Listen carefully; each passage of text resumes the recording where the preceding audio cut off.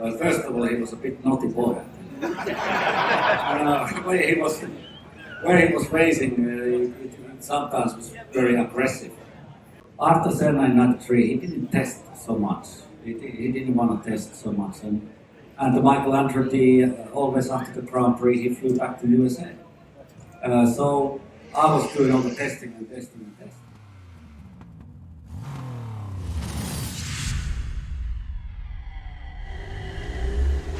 The guest that we have for you now is pretty special. Formula One royalty.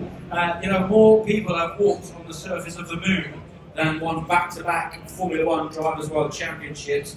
This guy is one of those people. He's never walked on the moon, but he has won back-to-back Formula One World Championships. Ladies and gents, please put your hands together and make a huge noise and a very warm welcome for two-time F1 World Champion, McLaren racing driver Mika Häkkinen, everybody.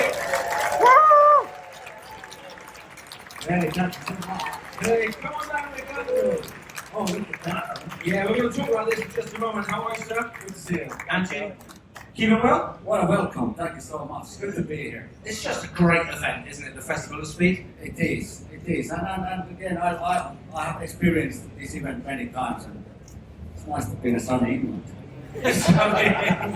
The weather always pops up, doesn't it? It was the same as Silverstone last weekend. The weather was just crazy. Oh, absolutely. Dreadful. So what have you been up to while you've been here? Exactly, Silverstone. I was there last weekend, and it was a great success. Like 3 British drivers starting the Grand Prix, so it was a great success for you guys. We Finns, we won.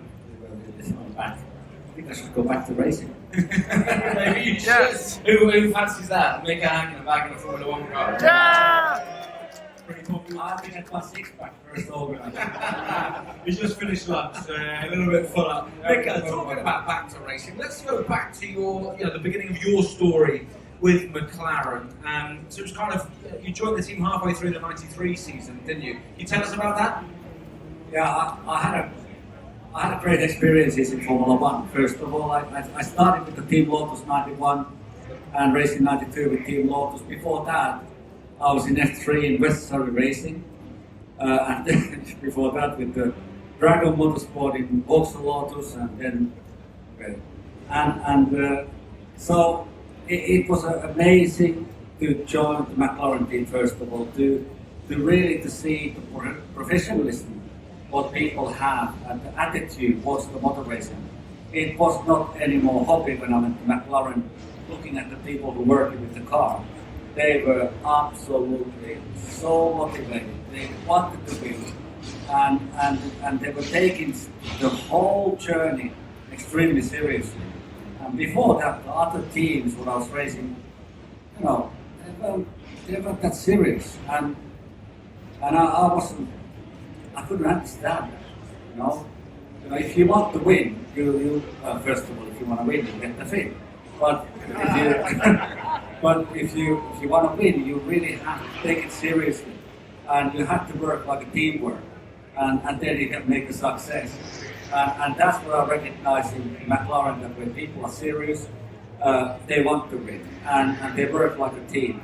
And that's when I was a driver, McLaren '93 example, gave me enormous motivation. And it's like, and this motivation is an important factor. So I had a good start I had a bad start, a good start with McLaren, because when I did sign the contract with McLaren '93, the idea was me to go racing, of course, together with Michael Andretti. And because when I did sign the contract, there was a small writing. I did understood that way. If Senna decides to continue with McLaren '93, I will become a test driver. So I thought I'm going to take that risk. That way he won't come back. And I will take the position of racing. So if he comes back, I become a test driver. But he decided to come back. And I become a test driver. So that was once it's a sad news, because I was really motivated. Really want to show my potential and just go flat out. And I become a test driver. So it was a big shock for me. Until the end of the year, the manager, Ron Dennis, the owner, promised me that Mika, you will race this year. Just don't worry. So I was doing maximum testing nearly every week with the McLaren car. And I same time recognized and realized that this is actually a good idea. I have time to learn. I have time to learn the people at the McLaren, to be part of the development without the pressure from outside world. So I was getting myself more and more ready to come back to racing. And end of the year, I got a chance. It didn't really work out for Michael Andretti, did it, in that year? But a baptism of fire. You ended up having Ayrton Senna as your teammate at McLaren. He didn't have it all his own way because you out-qualified him in the first qualifying session in the race team. How was that? Yeah, I did. I mean, I had after Senna in '93, he didn't test so much. He didn't want to test so much. And the Michael Andretti, always after the Grand Prix, he flew back to USA. So I was doing all the testing. And so I got the most of the experience of the car, understood the latest bit of developments. So when I did go next to Ayrton Senna in Portugal, in Estoril, I knew I was going to be great. And I was good at an Ayrton qualification, just less than 1/10. So you can imagine, it was such a tiny thing. And where the difference came, it came in the very first corner, that did less than 1/10, because Ayrton was using still the right foot braking. So because that corner was extremely fast, you enter in the corner in 6, you click down the 5th gear, and you touch the brake pedal just a fraction, just to get the little rake on the car, and back on the throttle, full throttle immediately. So, because I was using left foot braking, for me it was very quick, because I learned it from the go-karts. And Ayrton has to move his right foot off the accelerator, go a little bit on the brake, and back on the throttle. So he lost at 1/10. So he was very pissed off after qualification. Oh, sorry, there's kids here. So, of course, I was even, putting the extra for him. So he didn't talk to me a couple of weeks. So it was a good start of the weekend. Then for the race, the Ford Goodwood brought the latest spec of engine, which was much better in the top end, so they gave to Ayrton that engine, so I got the old spec. But it wasn't a problem. So then in the race I crashed. I was a bit too optimistic and trying a bit too hard, and I crashed and Ayrton had an engine failure. But Ayrton did wake up in that Grand Prix. He did really realize that I have a threat here. This Finnish guy, this young driver, is no way I'm going to let him beat me. So then, next 2 Grand Prix, what I did, he kicked my ass basically. I didn't have no chance. And it woke me up same time that way my talent is not enough. I need to also understand better communication, better technical understanding, and just to be focused in particular certain areas of the racing car. And then Ayrton left from the team, Williams, and all, the rest of the story, what happened with him. And I continued with McLaren. It took me quite a few years until we got things right, but it worked out. So it worked out indeed. It was about 7 years, wasn't it? Let's talk about, when we talk about modern Formula One, certainly today, McLaren versus Ferrari on track. It's good to see. We had Emerson here yesterday, Emerson Fittipaldi in the McLaren, Niki Lauda in the Ferrari, and of course the epic battles that you had with Michael Schumacher in the Ferrari. And he quite openly said, you were one driver that really, was really a true fierce competitor of his. What were those battles like? What was he like as a competitor? Well, first of all, he was a bit naughty boy. Where he was racing, it sometimes was very aggressive. And I do understand that, racing can be aggressive. But I always think that, the racing is a long journey. The success, it doesn't happen overnight. It's a long journey. Racing against the other driver, you need to have respect.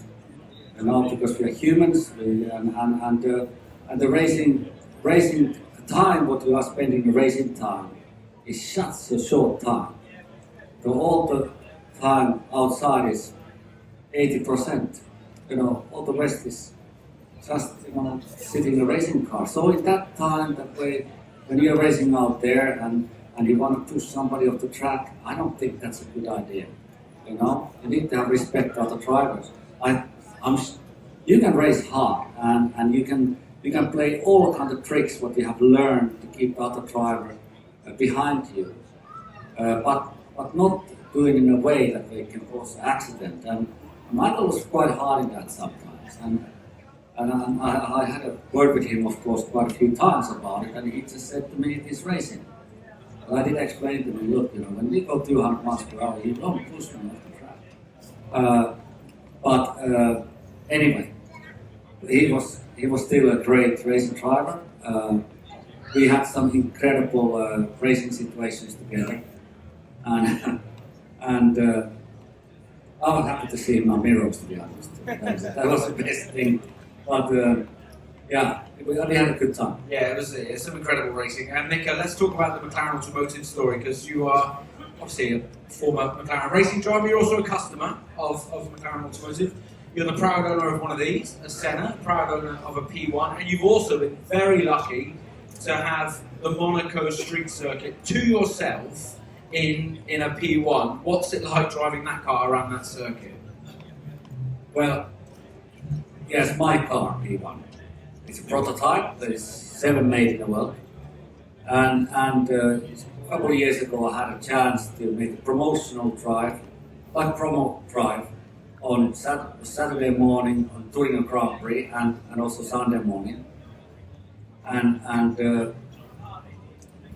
you know the Monaco track. There's barriers everywhere, it's very narrow. And then I have in my P1, my car, in that track.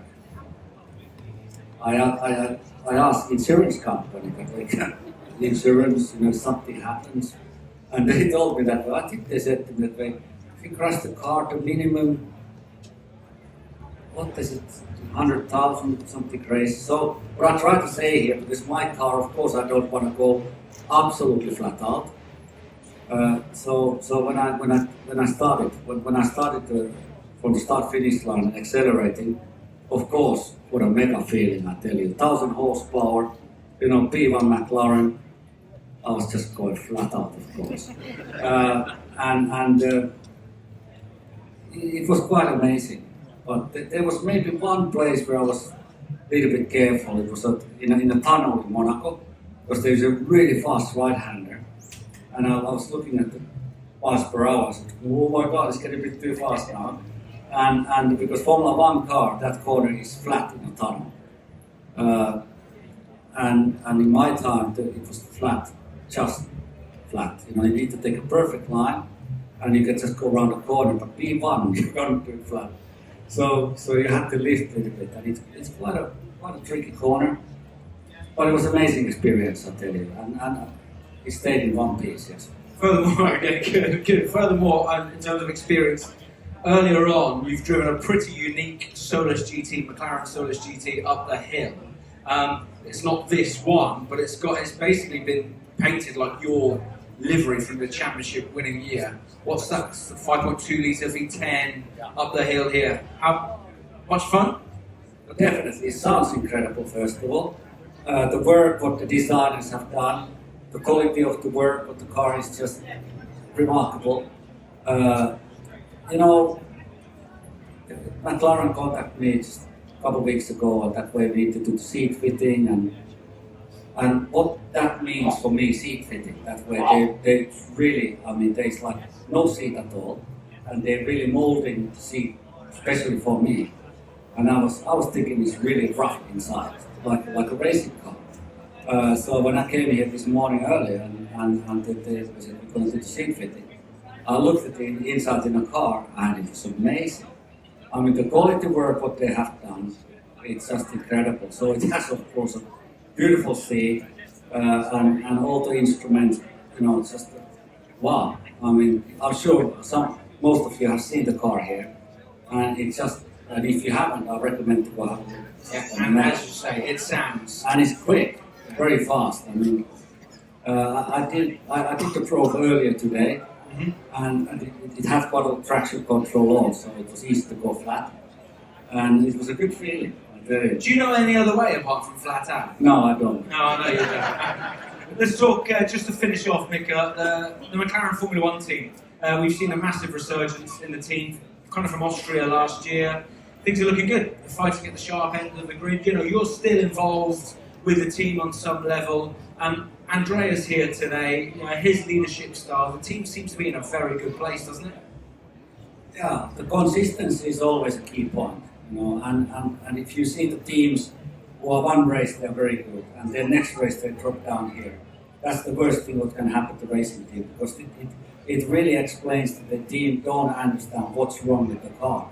You know, when they get in success, they think, oh no, we changed the setup and everything is fantastic. Next race they go, they drop down again 10 places. So the McLaren has gradually improved all the time because they understand the problems what they experience.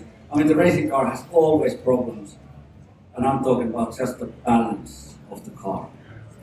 The racing cars always have things are not correct, and mechanics and engineers trying to fix these things.